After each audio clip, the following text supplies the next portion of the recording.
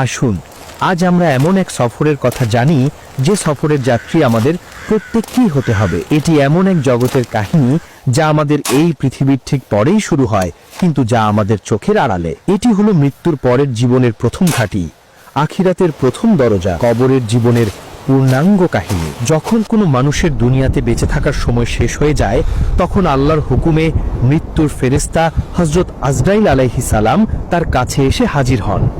যদি মৃত ব্যক্তি একজন নেককার বা ভালো মানুষ হন, তবে ফেরেশতারা তার কাছে আসেন নূরের মতো উজ্জ্বল আর সুন্দর চেহারা নিয়ে। তাদের সাথে থাকে জান্নাতের সুগন্ধিযুক্ত কাফনের কাপড়। তারা সেই রূহকে অত্যন্ত নরম আর আদরের সাথে শরীর থেকে বের করে আনেন, ঠিক যেভাবে একটি ভেজা আটার ভিতর থেকে একটি চুল খুব সহজে বেরিয়ে আসে।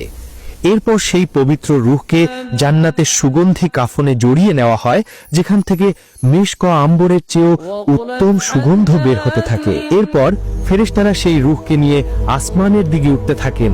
তারা যখন কোনো আসমানের ফেরেশতাদের পাশ দিয়ে যান, তখন ফেরেশতারা জিজ্ঞেস করেন, এই পবিত্র রূহটি কার?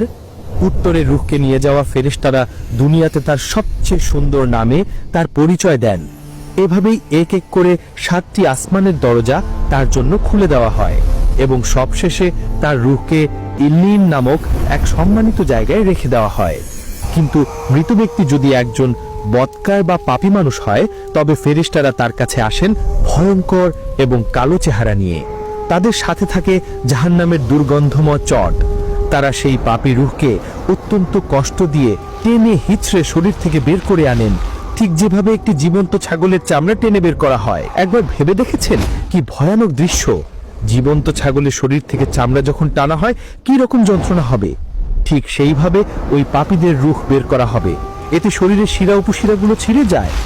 এরপর সেই নাপাক রূহকে জাহান্নামের দুর্গন্ধময় চটে জড়ানো হয়, যেখান থেকে মরা পশুর চেয়েও জঘন্য দুর্গন্ধ বের হতে থাকে। ফেরেশতারা যখন সেই রূহকে নিয়ে আসমানের দিকে উঠতে থাকেন, তখন আসমানের দরজা তার জন্য বন্ধ করে দেওয়া হয়, তাকে ভেতরে ঢুকতে দেওয়া হয় না। এরপর তার রূহকে সিজ্জিন নামক এক অপমানজনক জায়গায় ছুঁড়ে ফেলা হয়। এরপর মৃত ব্যক্তির দেহকে যখন কবরে নামিয়ে রাখা হয় এবং তার আত্মীয় স্বজনরা তাকে মাটি দিয়ে চলে আসে, তখন এক ভয়ঙ্কর অধ্যায় শুরু হয়। মৃত ব্যক্তি কবরে শুয়ে থেকেও তার আপনজনদের পায়ের আওয়াজ শুনতে পায়।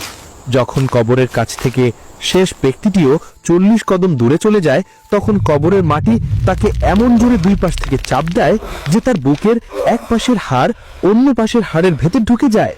এই চাপ থেকে কেউই রক্ষা পাবে না, সে যত বড় নেককারী হোক না কেন। এরপর শুরু হয় সেই আসল